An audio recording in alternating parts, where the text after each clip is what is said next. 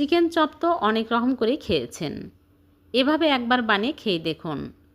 একবার যদি বানিয়ে খান তাহলে বারবার বানিয়ে খেতে ইচ্ছে করবে, এতটাই মজার হবে।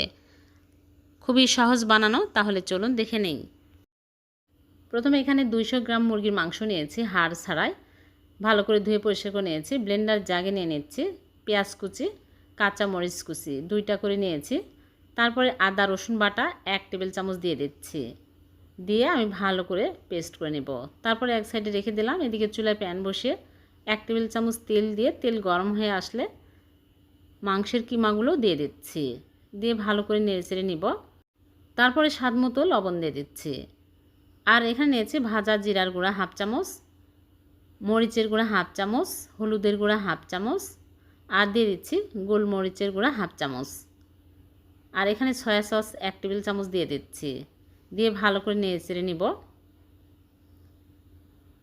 তারপর এখানে নিয়েছি বড় সাইজের একটা টমেটো কুচি করে কেটে নিয়েছি, আর একটা ক্যাপসিকামের অর্ধেক কুচি করে নিয়েছি, দিয়ে দিচ্ছি, দিয়ে ভালো করে নেড়েচেড়ে নিব। নেড়েচেড়ে কিছুক্ষণ রান্না করে নিতে হবে। 5 মিনিট রান্না করে নিয়েছি, হয়ে গেছে। এখন আমি চুলা থেকে নামিয়ে নিচ্ছি, নিয়ে একটা বোলের মধ্যে ঢেলে ঠান্ডা করে নিব। ভালোভাবে ঠান্ডা হয়ে গেলে আমি এর মধ্যে দিয়ে দিব পাউরুটির গুঁড়া 1/2 কাপ দিয়ে দিচ্ছি। আর নিয়েছি বেসন, এখানে আমি ভাজা বেসন নিয়েছি 1 টেবিল চামচ দিয়ে দিচ্ছি, দিয়ে ভালো করে মাখিয়ে নিব। মাখানো হয়ে গেলে আমি হাত ধুয়ে হাতে তেল লাগিয়ে নিয়ে চপের শেপ দিয়ে নিব। এরকম করে অল্প অল্প করে নিয়ে চপ আকারে বানিয়ে নিতে হবে। এরকম করে সবগুলো বানিয়ে নিব। এই চপগুলো খেতে কিন্তু অসম্ভব মজার হয়। বাচ্চাদের টিফিনে দিতে পারবেন, মেহমান আসলে মেহমানকে বানিয়ে চায়ের সাথে আপ্যায়ন করা যাবে। বিকেলের চায়ের সাথেও খেতে ভালো লাগবে।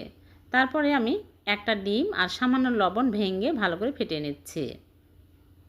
ভেজে নেওয়ার জন্য আগে থেকে চুলায় প্যানে তেল দিয়ে, তেল হাই হিটে গরম করে নিয়েছে।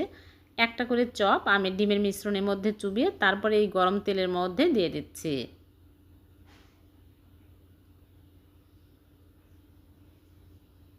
এভাবে মুরগির মাংস কিমা করে চপ বানিয়ে দেখবেন, খেতে দুর্দান্ত স্বাদের হবে। আর ঝটপট কোনো নাস্তা খেতে চাইলে সামান্য মুরগির মাংস থাকলে এইভাবে নাস্তা বানিয়ে চায়ের সাথে খেতে পারবেন। সবগুলো দিয়ে আমি একটু সময় নিয়ে ভালো করে উল্টে পাল্টে ভেজে নেব। যখন এরকম সুন্দর কালার হবে তখনই তুলে নিতে হবে। সবগুলো ভেজে তুলে নেব। হয়ে গেল ভীষণ মজাদার মুখরোচক মুরগির মাংসের চপ। সবগুলো ভেজে পরিবেশন করে নিলাম। আর একটা ভেঙে দেখাচ্ছি, অনেক লোভনীয় হয়েছে, খেতে দারুণ টেস্টি হবে, অনেক লোভনীয় হয়েছে। এভাবে আপনারা অবশ্যই বাড়িতে ট্রাই করবেন। আর ভালো লাগলে লাইক কমেন্ট শেয়ার করে দেবেন, অনেকে দেখার সুযোগ করে দেবেন। আবার দেখা হবে এরকম নতুন কোনো রেসিপিতে। আল্লাহ হাফেজ।